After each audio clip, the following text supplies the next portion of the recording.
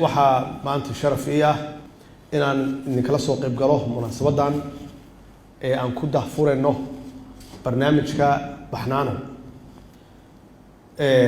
ilaahay baa mahad iskale horta oo na khalqay oo halkan noo suurtageliyay inaan isugu imaano.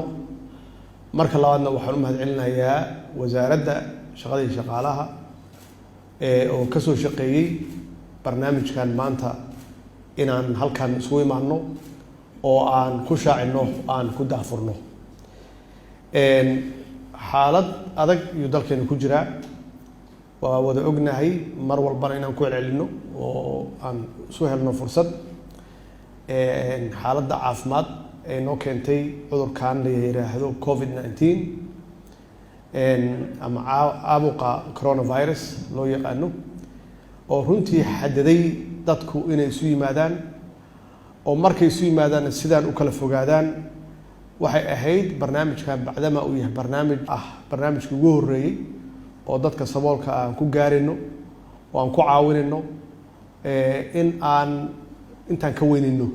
sababta noo suurtagelin weyda waxay tahay oo na xadiday oo runtii na xanibtay oo noo diiday inaan bulshada la wadaagno dad badan aan u yeerno si aan ugu macnayno barnaamijkan iyo marxaladii uu soo maray. waxaa noo diiday isu dhawaanshaha keeni karto in la kala qaado cudurkan oo waxa kaliya looga hortagi karo inay tahay in la kala fogaado ama social distance waxa luqadda ajnabiga ama shisheeye lagu yiraahdo. in aan yareyno isu imaanshaha, in la kala fogaado, dadku inaysan istaaban. maxaa yeelay saan hore u sheegnayba cudurkan wuxuu leeyahay ka hortag, ka dabatagiisu waa dhib badan yahay. waa runtii bilaaw wanaagsan, wax walbana dee meel bay ka bilowdaan. inaan nasiib u wada yeelanay idinkuna aad runtii ka shaqayseen inay hirgasho markii ugu horeysay ay dowladdu haba yaraataba ay gaarsiiso shacabkeeda, dadkeeda saboolka waxay awoodo inay gaarsiiso. bil ramadaan ay hadda ay bilaabanayso mar dhow iyo xaaladan COVID-19 ay keentay oo dad badan laga yaabo quutuliyoonkoodii iyo noloshoodii inay dhintay.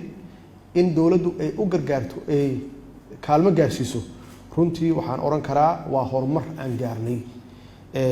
waxaan aaminsanahay marka haddii intaas aan ku sii darno waxaa laga yaabaa ama intaas aan ugu sii dhawaano waxaa laga yaabaa intaas iyo in ka badan awoodeen inay tahay aan gaari karno.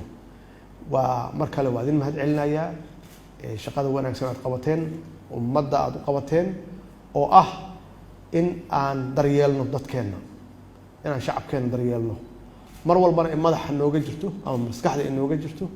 mar walbaba waxaan u maqannahay oo aan u shaqeynayna inay yihiin dadka aan mas-uulka ka nahay ama dadka mas-uuliyadda noo dhiibtay.